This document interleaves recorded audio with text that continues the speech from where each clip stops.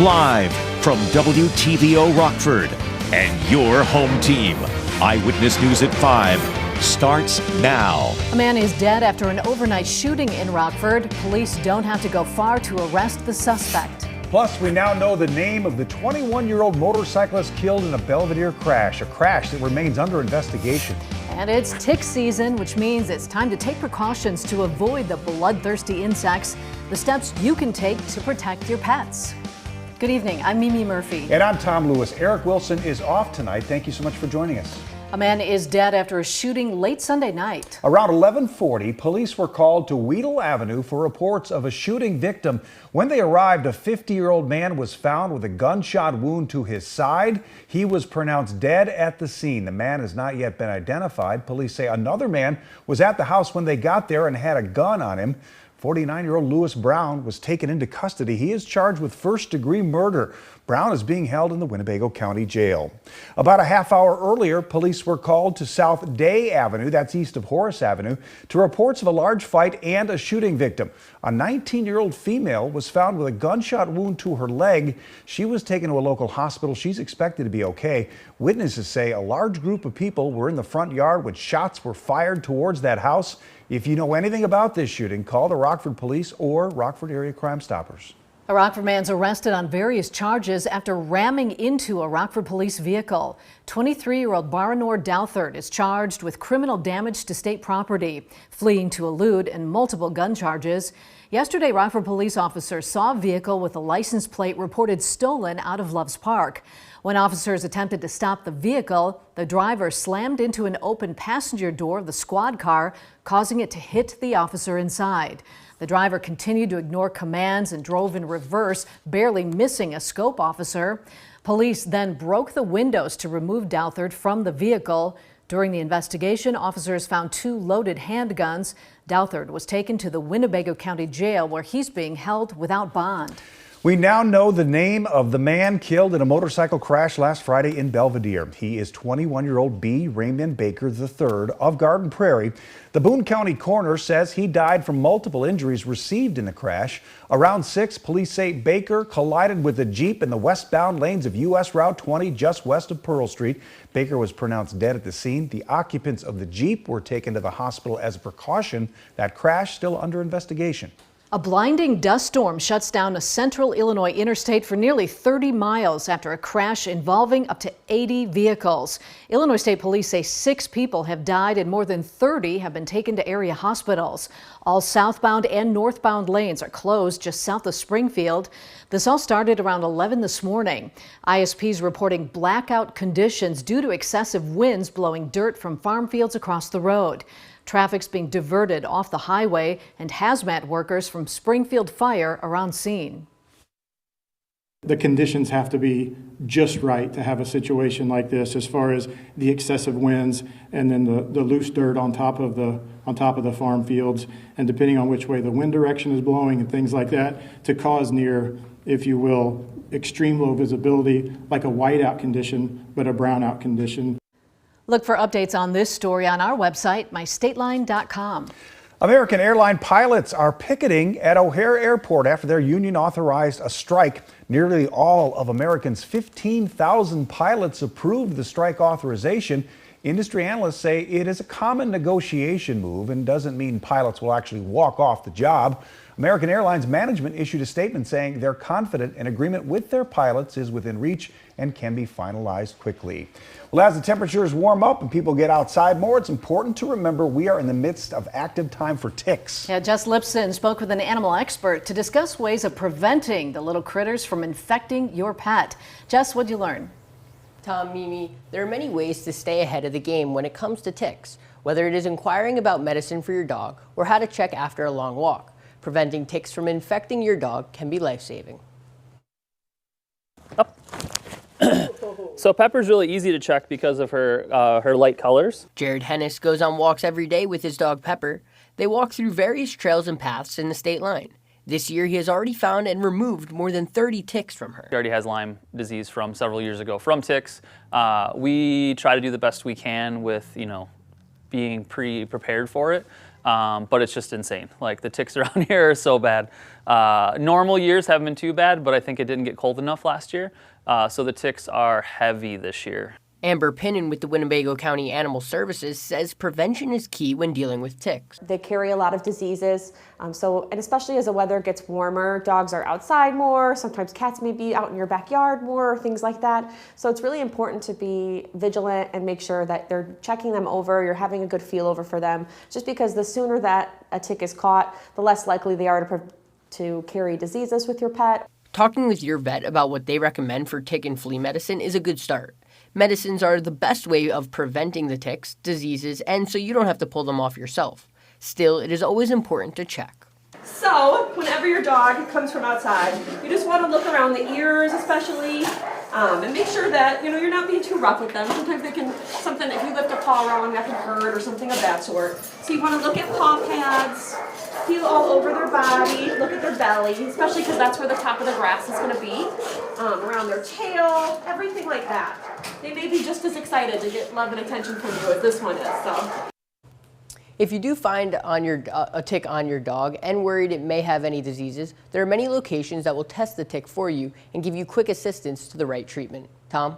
All right, thank you, Jess. The price of gas has dropped here in the state line. Residents will pay almost 7 cents less than they did last week. Average price of gasoline is $3.78, according to Gas Buddy. The cheapest station was selling gas for $3.49. The most expensive was selling gas for $3.99. Prices today are 60 cents lower than the same time last year. Experts say more drops could be on the way just in time for summer driving season. Well, the iconic Willis Tower, or the Sears Tower, as our us diehards call it, right, celebrating its 50th birthday this week. For 25 years, it reigned as the world's tallest building. Although the 110-story skyscraper doesn't own that title anymore, it's still considered a marvel in the engineering world. Last year, a $500 million makeover was completed, expanding its retail space and ensuring it will remain a popular tourist destination. Tense international relations with Israel are on display today. House Speaker Kevin McCarthy is in the country to meet with leaders and give a rare speech to the Israeli parliament. Washington, D.C. correspondent Hannah Brandt explains the significance of his visit. There is no place I'd rather be than right here, right now. On his first trip abroad as Speaker, Kevin McCarthy addressed Israel's governing body and praised the U.S.-Israeli alliance. America is grateful for our friendship with Israel. We are a better nation because of it, and we must never shy away from defending it. The visit was bipartisan, with lawmakers from both parties there to express commitment to Israel. Yes, we're Democrats, and yes, we're Republicans. But on this issue, we are your friend, your ally. But there are tensions, too. President Biden has publicly criticized the Israeli government for their plans to overhaul their judicial system. And unlike past presidents, he hasn't invited Israeli Prime Minister Benjamin Netanyahu to the White House. I expect the White House to invite the Prime Minister over for a meeting. McCarthy says he plans to invite Netanyahu to speak to Congress if the president doesn't. The White House sidestepped McCarthy's challenge and didn't commit to extending an invitation. That'll happen in due course. What we're focused on is making sure that we continue to deepen and grow that terrific bilateral relationship that we have with Israel. Leaders in both parties say maintaining that relationship is crucial for promoting democracy and for advancing peace and stability in the Middle East. In Washington, I'm Hannah Brandt. Now, your first warned weather forecast from Chief Meteorologist Candace King.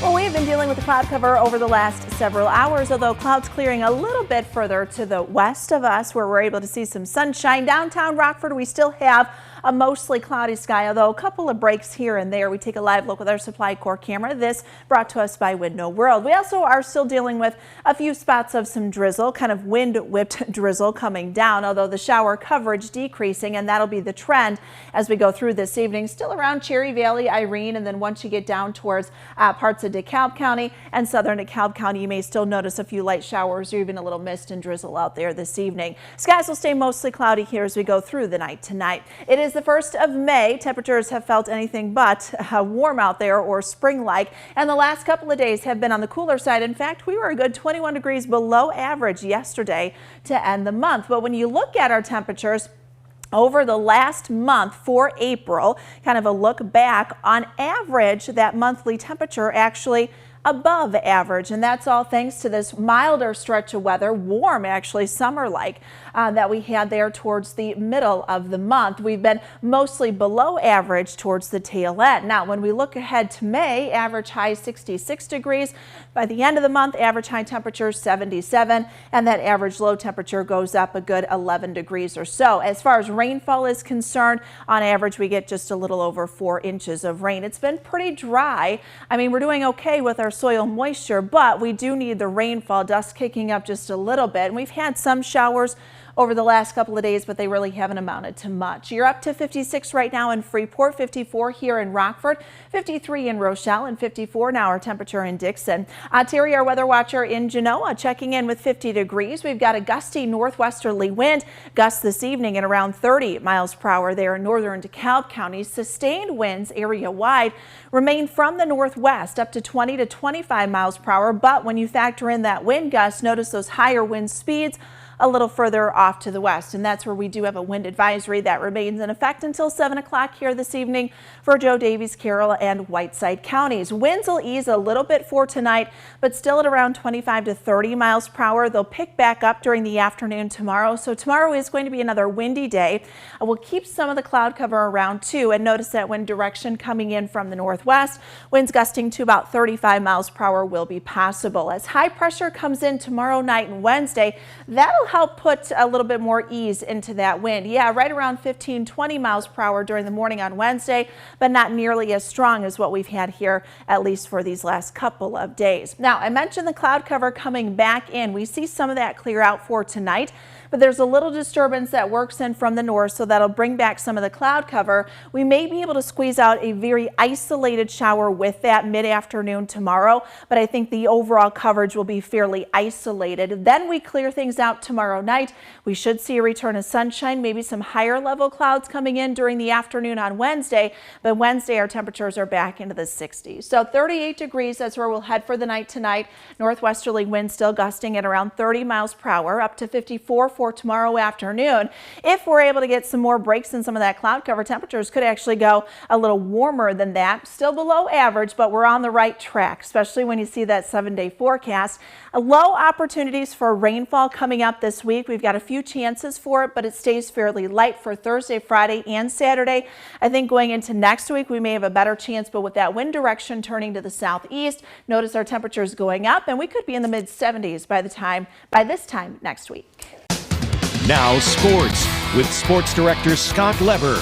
These playoffs for the Ice Hogs are starting to feel like a lot like last year's playoffs. Last year they swept through a 2-game first round only to get swept in 3 games in round 2. And they're in danger of getting swept by the Texas Stars now in their best 5 series after dropping the first 2 games at the BMO.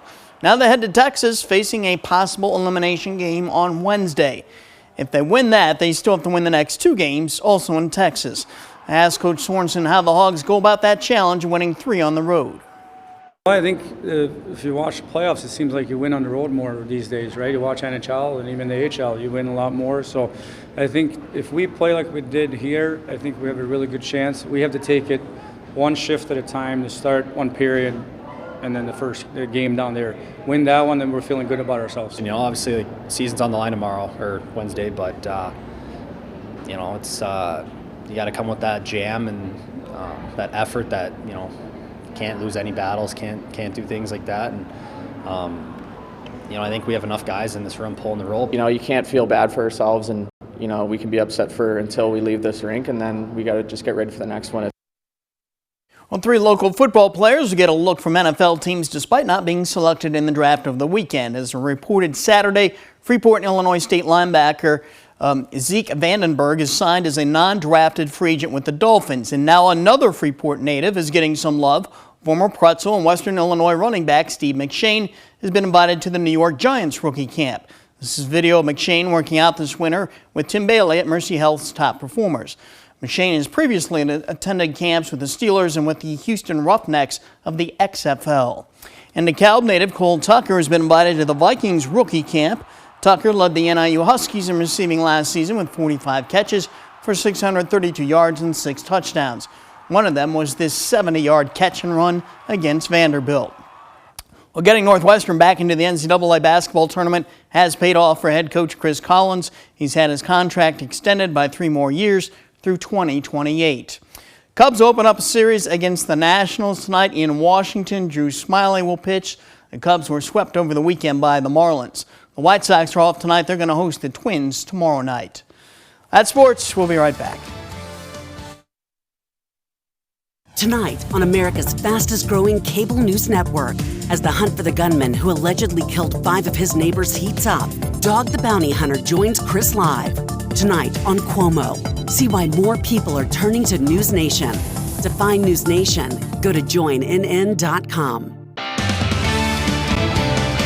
Our first warning interactive radar brought to us by Rockford Auto Glass and More. Kind of wrapping up the last bit of the showers here for today. Starting to see some clearing taking place from west to east. We may actually clear out our skies a little here for us at some point this evening before cloud cover comes back in. Winds, unfortunately, they are going to stay pretty strong as we go throughout the day. Winds here will maintain about a 30 to 35 mile per hour wind gust during the overnight. Temperatures down around 38. We're in the 50s for tomorrow, 62 by the time we get into Wednesday, and then upper 60s, lower 70s through the weekend. Heading in the right direction. All right, thanks, Candace. Have a great night, everybody.